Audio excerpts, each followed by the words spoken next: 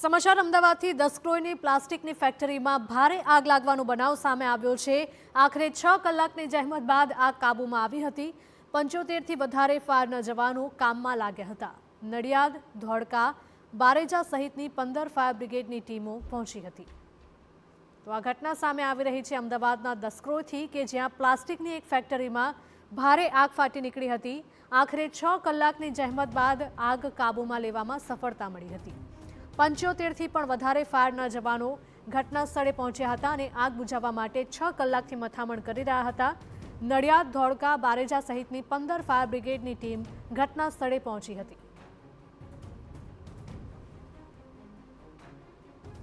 રાત્રે અમને મિડનાઇટમાં 1:58નો કોલ મળેલ હતો અમદાવાદ ફાયર કંટ્રોલ રૂમ અને ત્યાંથી પછી નજીકનું ફાયર સ્ટેશન અસલાલી ફાયર સ્ટેશનથી અમને સ્ટાર્ટિંગની જે ગાડીઓ હતી અમને ત્યાંથી ટર્ન આઉટ કરીને આવ્યા અને અહીંયા આવીને જોયું કે તો નગરપાલિકાની ગાડીઓ હતી અને અમને આગનો વિકરાળ રૂપ લાગતા અમને વધારેની ગાડીઓનો માંગણી કરીને બીજી ગાડીઓ મંગાવડાવી control room Ahmedabad fire brigade control room તરફથી તેમજ આજુબાજુ નગરપાલિકાઓની પણ ફાયરની ગાડીઓ અંદર આવીને આશરે 15 જેવા ટોટલ 15 જેવા ફાયર વ્હીકલ્સ અહીં આવીને અમે છેલ્લા 6 થી 7 કલાક જે ફાયર ફાઇટિંગ કરીને આગ પર કાબુ મેળવ્યો છે।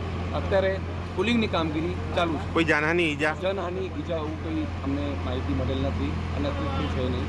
આગનું કારણ અત્યારે અમને જાણવા મળેલ નથી કે ઇન્વેસ્ટિગેશનમાં ખ્યાલ આવશે। રાજકોટના જંગલેશ્વરમાં થશે સોમવારે મેગા ડિમોલેશન। નદી કાંઠા પર આવેલા 100થી વધારે દબાણો તોડી પાડવામાં આવશે। જંગલેશ્વરમાં આરએમસી હસ્તકની જગ્યા ખુલ્લી કરવામાં આવશે। મ્યુનિસિપલ કમિશનર અને પોલીસ કમિશનરની નાયબ મુખ્યમંત્રી હર્ષ સંઘવી સાથે બેઠક યોજાઈ હતી। સરકારી જમીન પર થયેલા ગેરકાયદેસર બાંધકામ પર સ્ટે હાલ છે, ત્યારે કોર્પોરેશનની જમીન પર થયેલા ગેરકાયદેસર બાંધકામને સોમવારે તોડી પાડવામાં આવશે।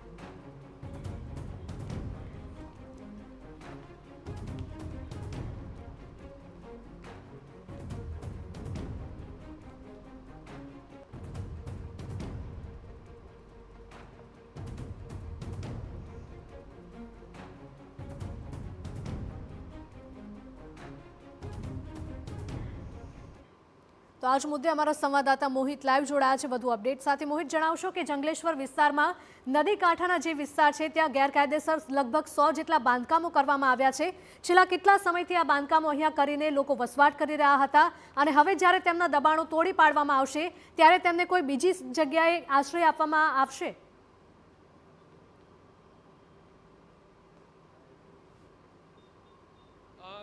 રાજકોટના આજી નદીના કાંઠે જે આજી રિવરફ્રન્ટનો પ્રોજેક્ટ છે તે ઘણા સમયથી પેન્ડિંગ છે અને વારંવાર રાજકોટ મહાનગરપાલિકા છે તેમના દ્વારા આ આજી રિવરફ્રન્ટ તૈયાર કરવા માટેનું આયોજન છે તે કરવામાં આવ્યું છે, પરંતુ જે ગેરકાયદેસર દબાણો છે તેને લઈને જરૂરથી અત્યારે આજી રિવરફ્રન્ટ તૈયાર કરવામાં મુશ્કેલીઓ છે તે સર્જાઈ રહી હતી। ત્યારે રાજકોટ મહાનગરપાલિકા દ્વારા જે આગામી સોમવારના રોજ રાજકોટના ઇતિહાસનું સૌથી મોટું ડિમોલેશન છે તે હાથ ધરવામાં આવશે। આજી નદીના કાંઠા વિસ્તારમાં આવેલા લગભગ 1000થી વધારે જે ગેરકાયદેસર બાંધકામો છે તે તોડી પાડવામાં આવશે। રાજકોટ મહાનગરપાલિકા દ્વારા 1 વર્ષ પહેલાં આ તમામ જે આસામીઓ છે કે જેમને સરકારી જમીન પર ગેરકાયદેસર રીતે કબજો કર્યો છે તેમને નોટિસ આપવાની કામગીરી છે તે હાથ ધરી હતી અને જે 3 દિવસ પહેલાં તેમને આખરી નોટિસ છે તે આપી દેવામાં આવી છે અને રવિવાર સુધીનો સમય આપવામાં આવ્યો છે કે રવિવાર સુધીમાં તમામ જે આસામીઓ કે જેમને ગેરકાયદેસર બાંધકામ ઊભું કર્યું છે તેમને પોતાના મકાનો છે તે જાતે દૂર કરવા અને જો જાતે દૂર નહીં કરે તો આગામી સોમવારના રોજ આ ડિમોલેશન છે તે હાથ ધરવામાં આવશે। રાજકોટના ઇતિહાસનું આ સૌથી મોટું ડિમોલેશન એટલા માટે કહી શકાય કારણ કે વર્ષોથી આજી નદીના કાંઠે કેટલાક લોકો છે કે ગેરકાયદેસર મકાન સાથે ત્યાં વસવાટ કરી રહ્યા છે અને એટલું જ નહીં પરંતુ રાજકોટ મહાનગરપાલિકા દ્વારા નદી કાંઠાના વિસ્તારોમાં જે લોકો વસવાટ કરી રહ્યા છે તેમને વૈકલ્પિક વ્યવસ્થા મળી રહે તે માટે અગાઉ જે કેટલીક આવાસ યોજનાઓમાં તેમને મકાનની ફાળવણી પણ કરી દેવામાં આવી હતી, પરંતુ તેમ છતાં કેટલાક લોકો છે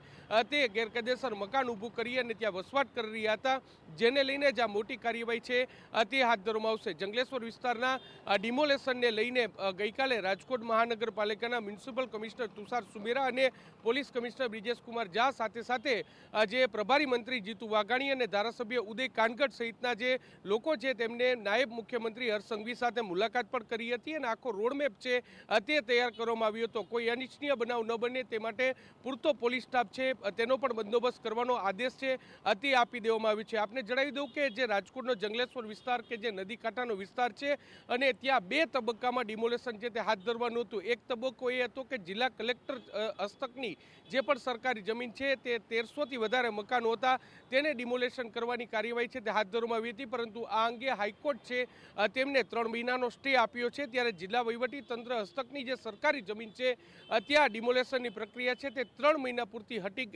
તેમના પર સ્ટે છે તે આવી ગયો છે. પરંતુ બીજી તરફ જે રાજકોટ મહાનગરપાલિકા હસ્તકની જે નદી કાંઠાના વિસ્તારની જમીન હતી તેમાં હવે ડિમોલેશનની આખરી નોટિસ છે તે આપી દેવામાં આવી છે અને રાજકોટ મહાનગરપાલિકા દ્વારા સત્તાવાર રીતે જાહેરાત કરી દેવામાં આવી છે કે આગામી 23 તારીખના રોજ એટલે કે સોમવારના રોજ આ ડિમોલેશન છે તે હાથ ધરવામાં આવશે. ત્યારે વહીવટી તંત્ર અને રાજકોટ મહાનગરપાલિકા દ્વારા તમામ પ્રકારની તૈયારીઓ છે તે પૂર્ણ કરી દેવામાં આવી છે. જી દલ આપનો આભાર. તો રાજકોટના જંગલેશ્વર વિસ્તારમાં ખાસ કરીને નદી કાંઠાના વિસ્તારમાં જેટલા પણ ગેરકાયદેસર બાંધકામો કરવામાં આવ્યા છે તેને સોમવારે તોડી પાડવામાં આવશે.